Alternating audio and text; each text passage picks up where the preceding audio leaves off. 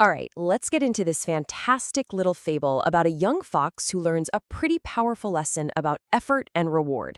It's a story about magic, yes, but also about shortcuts and, well, the hidden cost of getting everything you want right when you want it. So picture this. Our story kicks off in the Valley of Magic, a world just buzzing with wonder. And right in the heart of it all is this amazing school where young animals learn to tap into the magic of nature itself.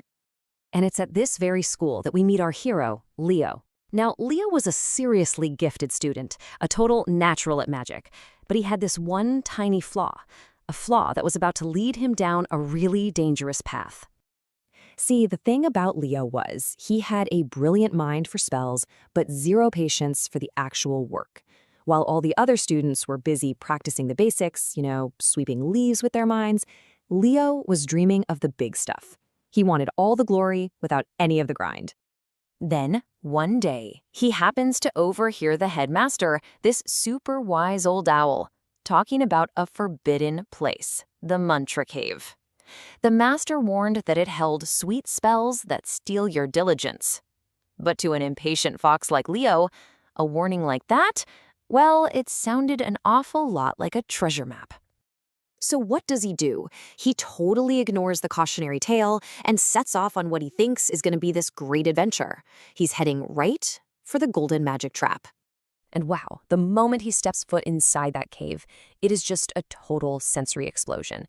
We're talking brilliant purple and gold light pulsing all around him, and the air itself is humming with the sound of musical crystals. It was absolutely intoxicating, way more beautiful than anything he'd ever seen. And the magic? Oh, it was real. All he had to do was think of a delicious treat, and poof, there it was. He wished he was a powerful sorcerer, and suddenly all these mirrors were showing him casting these unbelievable spells he'd never even learned. He's thinking to himself, this is it. This is real magic. I can get everything without any effort at all. But you know how it goes. When something seems way too good to be true, it almost always is. That incredible rush of joy he felt, it soon started to fade, and it was replaced by something much, much darker. As time went on, the cave's magic just started to turn sour. Those dazzling colors, they became jarring. They actually started to hurt his eyes. And the beautiful music turned into this deafening, awful noise.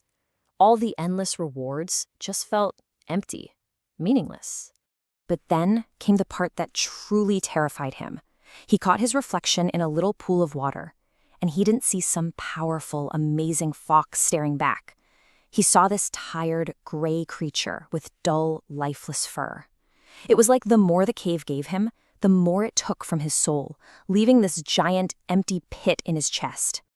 So what was actually going on here? This wasn't just some fairy tale curse. Leo had walked straight into a really sophisticated psychological trap, and believe it or not, it's grounded in some very real-world brain science. Yeah, because the dark magic of this cave, it isn't just a fantasy. It actually has a scientific name, which brings us to, you guessed it, the science of happiness. Okay, so what was happening in Leo's brain is a perfect metaphor for something we call dopamine overload. Think of your brain having, I don't know, a happiness tank. The cave was flooding Leo's brain with constant, effortless rewards, and that basically just poked a huge hole in his tank. This is a real thing. It's called dopamine tolerance. His brain basically adapted to this constant high, so normal, simple pleasures just didn't do anything for him anymore. Kind of like the endless scroll on social media. He needed bigger and bigger hits of magic just to feel okay, and eventually even those felt like nothing. That's why he just got more and more miserable with every single wish. Hitting rock bottom was actually the only thing that snapped him out of it. It made him remember his master's warning. And he realized the way out wasn't to fight magic with more magic. It was to stop playing the game altogether. The key was to stop chasing that illusion of an easy reward. And that's what he did. He refused the magical sweets. He literally turned his back on those flattering mirrors. He just sat down and focused on his own breath, in and out. By rejecting all that external noise, the cave's whole illusion started to crack and shatter all around him. He scrambled out and back into the real world. And the real sunlight, it wasn't as flashy or intense as the light in the cave, but it felt different. It was genuinely warm. It was this comforting feeling that just went right to his core. But Leo's journey wasn't quite over. Waiting for him just outside the cave was the ancient keeper of the forest, a wise old turtle who had one last, really crucial lesson to teach him. The turtle basically broke it down for him. He explained that the cave's promise was just a trap.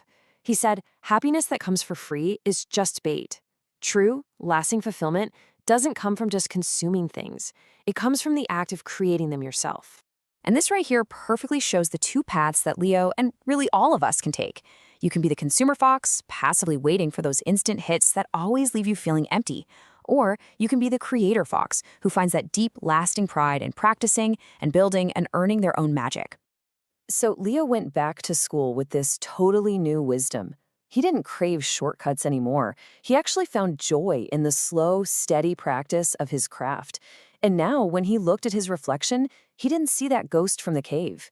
He saw a vibrant, happy fox, just glowing with pride from his own hard work. So I think the takeaway from Leo's story is a really powerful one. In a world that is full of mantra caves offering us instant gratification, true fulfillment isn't something you find, it's something you build. It's a great reminder that the best kind of magic, the kind that actually lasts, is a magic you create yourself. The only question is, which fox will you choose to be?